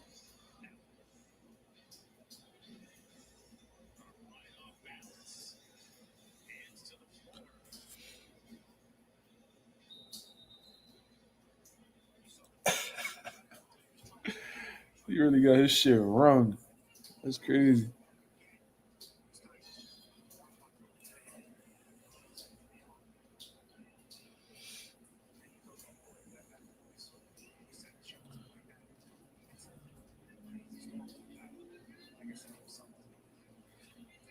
Yeah, why am I gotta get some versatility, man?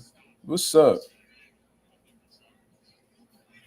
Yeah, get some versatility, bro. Stop relying on your right hook so much.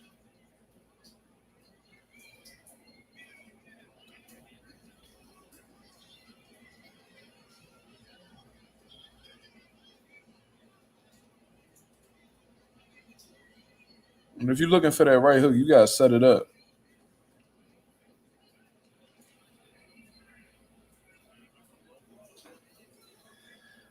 Where we at? Where we at?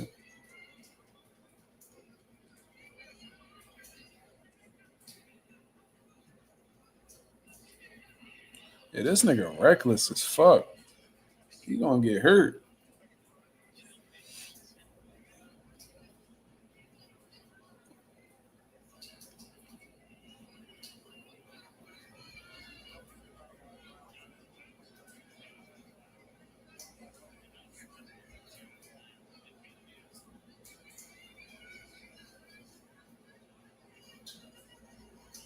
It's an ugly fight.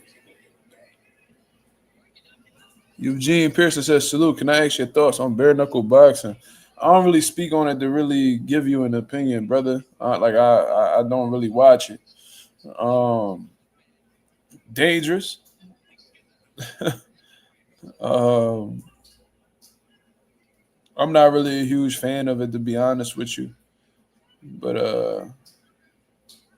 you know, I don't really got much of an opinion besides that. It's dangerous, and I'm not really too fond of it.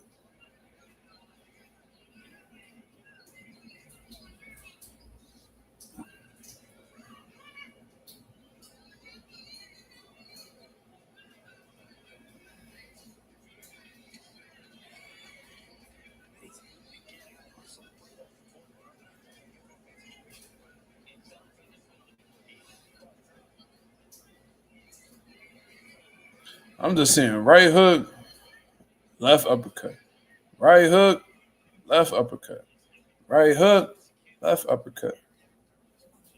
That's all this dude Wama wants set up. Need to get that jab going, bro.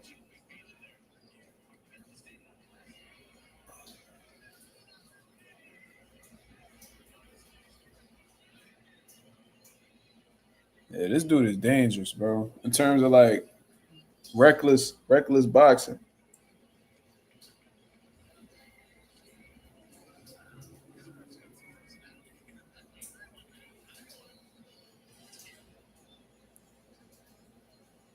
He said type shit. No, I don't really watch it, brother. You know, I seen they had like tryouts in Philadelphia and stuff like that. And I don't know. That shit just and I know this gonna sound ironic because I'm in boxing, but it's like that shit is a bit too brutal for me. Yeah, you know what I mean? Like it's just a bit too brutal for me. Like I appreciate the science behind boxing. You know what I'm saying? Like I feel like with bare knuckle, they just be crashing out in that joint, just getting the dunk. I really feel like that shit's gonna, especially if it starts to become more of like a worldwide sport. I think that shit's gonna take over boxing in terms of like more like like more people getting unalived than boxing for sure. Yeah, it's like you could tell Wildmout's like infatuated with his power though. Like I don't know if it's because on first couple knockouts he got in the pros and shit. Like not like he.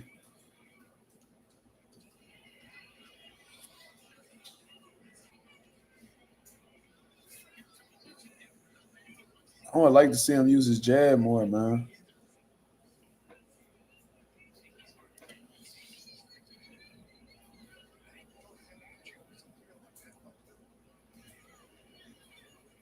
Ooh. This nigga just jumped into a punch. Oh, was that a knockdown? I didn't get to see that. I didn't get to see that. Hold on. Ooh, that was an uppercut. That same uppercut I was talking about. He putting belt the ass on this nigga though.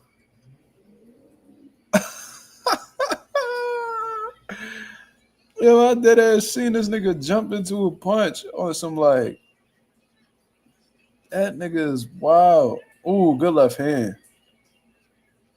His legs don't look steady underneath him neither.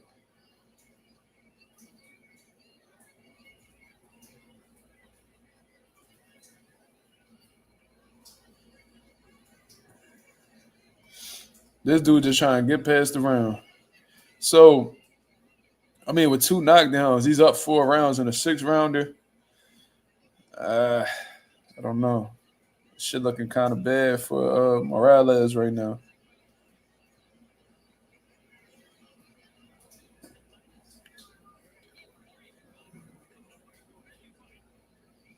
Ooh. Ooh. Oh, he's switching stances and all.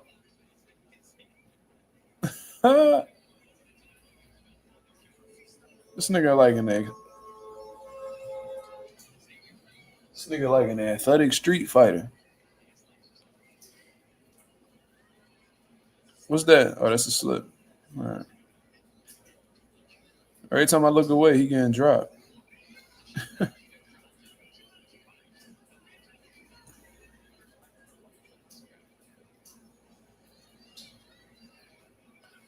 Oh.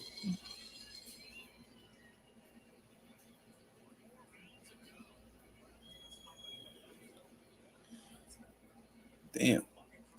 Yeah, he definitely got terrible balance. I don't know who the fuck taught this nigga boxing. I think they say he was Puerto Rican too. Yeah, I see that Puerto Rican flag in his corner. I don't know what they teaching him over there in Puerto Rico, bro.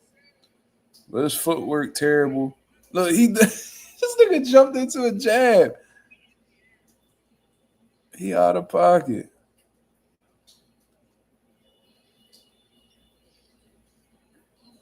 Damn, big kid.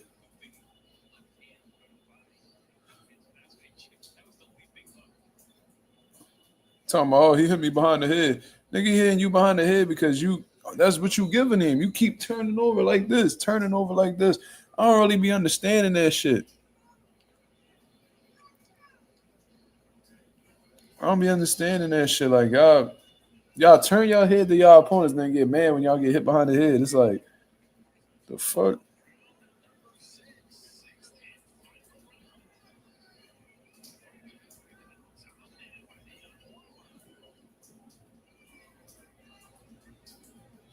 I like them Reebok boots that Wama got on. How the fuck he get them?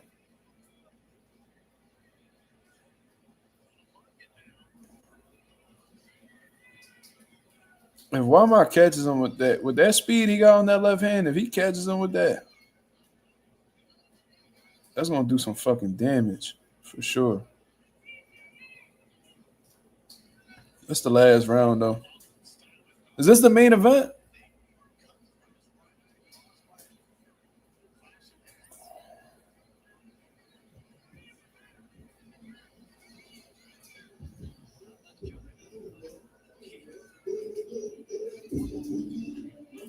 Nigga really shimmied. Oh. that boy loading up on Omaha now. He better tighten up. Boy, legs look gone though. Balance is crazy.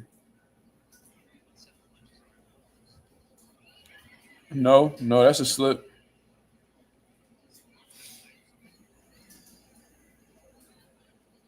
Nah, ETC, he got his pop last name. See, in Puerto Rico, you get 2 last names. I thought it said Juan Lopez de Jesus. So in Puerto Rico, you got 2 last names, brother. Damn, that's like a headbutt. But so let's say for instance, like my mom last name Sanchez, right? So if I was born in Puerto Rico, I got my dad last name though. But if I was born in Puerto Rico, my name would have been Marcus Rosa Sanchez. So I don't think it's really him disrespecting his father or nothing like that. He got his father's last name, but in Puerto Rico, you usually carry both of your parents' last name.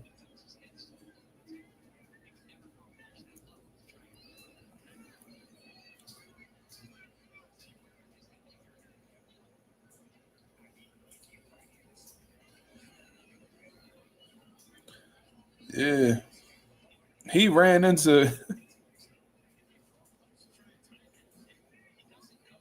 He said, when he fought on Top Rank, they displayed Lopez. Yeah, because you know how they carry it, bro, in terms of like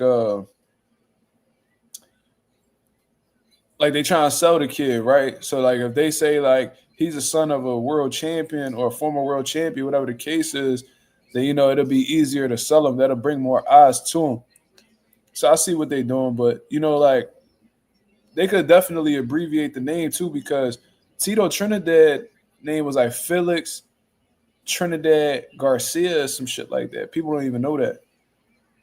But yeah, I think Tito got a second last name too. But I think he just kept Trinidad just to keep it short.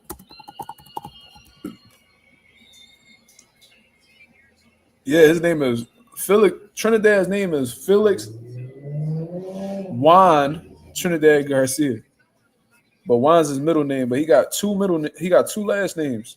That's just how that shit work in Puerto Rico, for real, for real. I know a nigga who both parents' last name was Ramos, and his name is Joshua Ramos. I don't know. Puerto Rico, that's just how they go. You feel me? But at least boy made it to the scorecards. Made it ugly. But young boy did what he needed to do. He got his couple knockdowns. He's still composed. He's still relaxed, even with the cut. Yeah, Justin, that's a real story. My fighter's name is Joshua Ramos. I remember looking at his amateur book, and I'm like, nigga, what? He was like, that's my dad and mom last name. I was like, oh, okay. For all that, just like, nigga, you Ramos to the second power, nigga. Fuck. But yeah.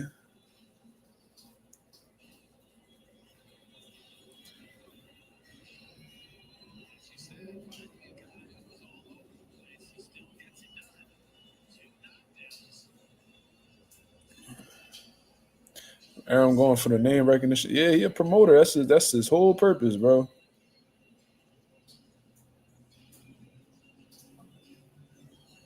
He over there trying to get some name recognition so he could get some more money. That's all that is.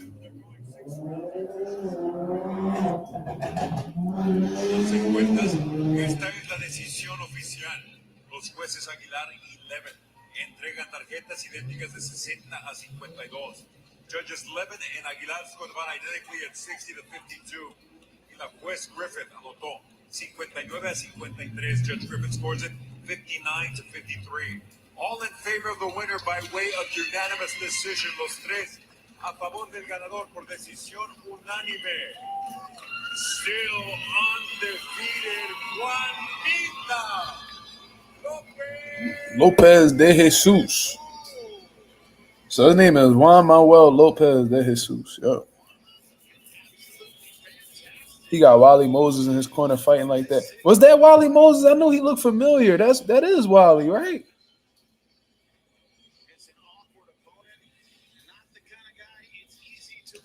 I knew I wasn't tripping. That's definitely Wally, right?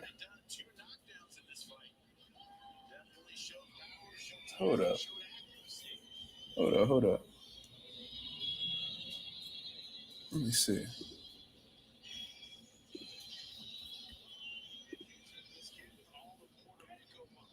Hmm.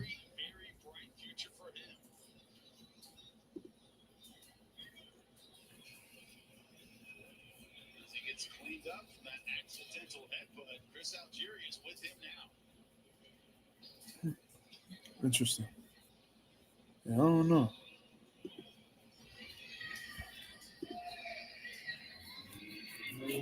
Yeah, I was like, is that Wally? I couldn't tell though because he looked so far away. Puerto Rican strong crowd just like this. It's great, it's like the other part of Puerto Rico, so it's great to be from people, great fight against another Puerto Rican fighter, and we're going to keep doing the good work, to become our champion decision. Your opponent was an extremely difficult style to deal with, swinging with wild punches, a lot of movement. You got cut in there, but you stayed very, very poised. It was a very impressive performance. How did you feel tonight, the way the fight went? This type of fight is the fight that made me be a better fighter. First cut, we know how to manage the cut, so we're going to keep doing good work. Like I said, this is the type of fight that makes you a better fighter to become a world champion. And also, it's only your fourth fight fighting a guy who's 3-1, and you don't normally see young fighters taking chances like that. Is that what we're going to see more moving forward, taking tougher and tougher? But all right, y'all. Any last questions before we get up out of here? Any last questions before we get up out of here? Let me know. About to catch up on some Z's. My son went to sleep early, so I know he gonna wake up early. Ah, man. But tomorrow we back to the grind. I got my one-on-one sessions.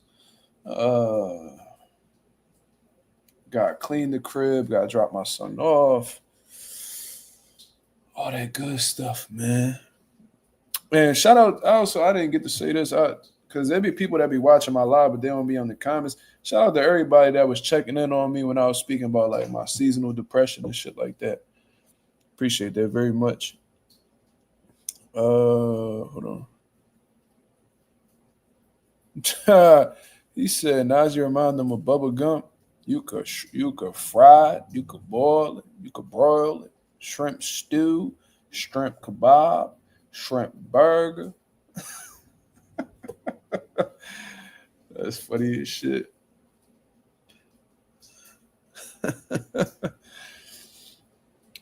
I just want to go home. Yeah. Eugene Pearson says Clarissa Shields on Mount Rushmore. Female boxing, yes. I just think that we need to differentiate them. I think that Clarissa Shields takes too much time in her career, like trying to compare herself to other men. You know what I mean? Like, they'll never be in the same category, in my opinion. You know what I mean? Because they can't compete against each other, so why put them in the same bracket? Like, I don't ever hear, people comparing WNBA players to, like for instance, I don't really know WNBA players, but let's say, what's her name? Who's like the greatest WNBA player of all time? I don't even know. So let's just pick somebody who's current, like Caitlin Clark. Let's say Caitlin Clark ends up becoming the greatest player in WNBA history, right? Are we going to be seriously sitting here taking our time to compare Mia Moore? Is it Maya Moore or Mia Moore? Maya Moore, probably. Corey 5 Mac, what up? Maya Moore? All right, let's just say Maya Moore. Let's say she the greatest of the WNBA history. Are we about to really sit here and compare her to Kobe? Are we really about to sit here and compare her to Jordan? No, she's great in her field. You know what I mean? And we don't go out of our way to compare men to women. So why would we do the same with women to men? Like, let's keep the men great on their side, and let's keep the women.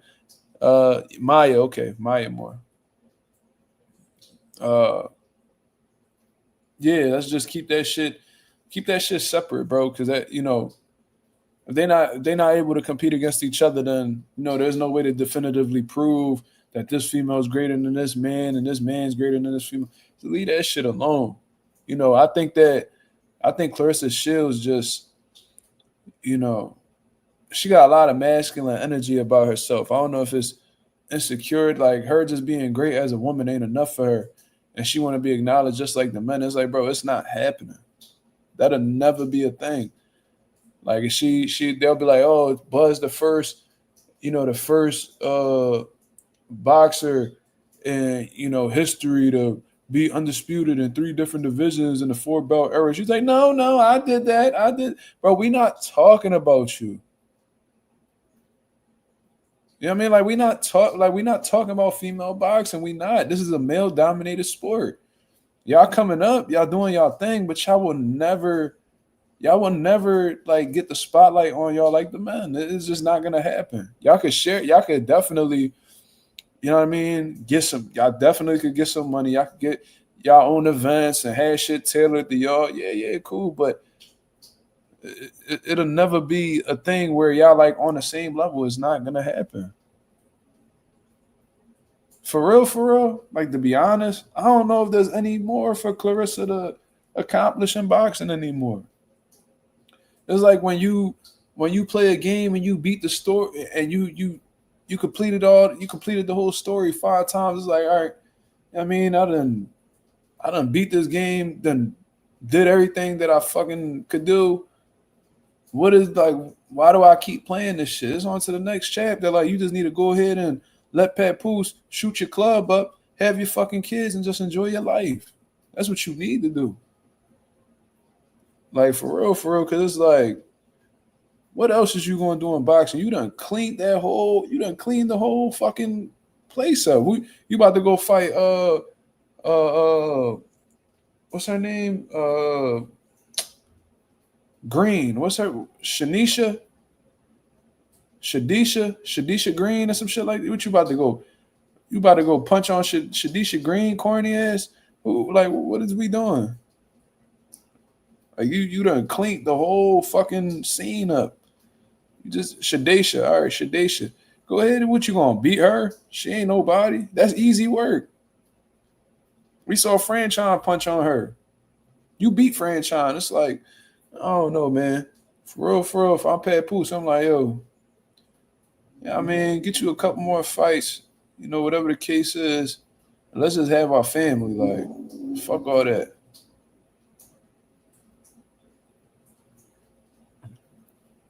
Corey 5, you might have a point. I think that girl Tam Tabolt is on her way up. I like that girl, bro. I'm telling you. Even though she ducking interviews from me and shit like that, Tam Tabolt, that Canadian chick, that middleweight girl from Canada, that French Canadian John. She like she mixed. She like she black and white. Southpaw, tall, rangy, good boxing. I think she has a lot of potential, but she still got some growing to do. Tam Tabolt could fight. She got potential, I'm telling you. Very, very sharp. But she just getting her feet wet in boxing. She ain't ready for no Clarissa Shields right now. So it's like, come on. Clarissa, great, but as a female boxer, no female boxer will ever be on a male Mount Rushmore in boxing. We got too much history. And to be real, Clarissa don't got the competition that the males got. You feel me? And I think she knows that, and I think that's what bothers her for real. That she can't get the recognition that the men got because she don't really got nobody that's her equal. But anyways, I'm going to get up out of here, man. I appreciate everybody that came through and show love as always. If y'all can go ahead and hit the like button on the way out, that'll be very much appreciated. I'll be back at y'all with another live 10 p.m. Eastern Standard Time to continue cooking up on what's going on in the sport of boxing. Until then, I hope y'all have a blessed, beautiful one. I'm up out of here, man. Peace.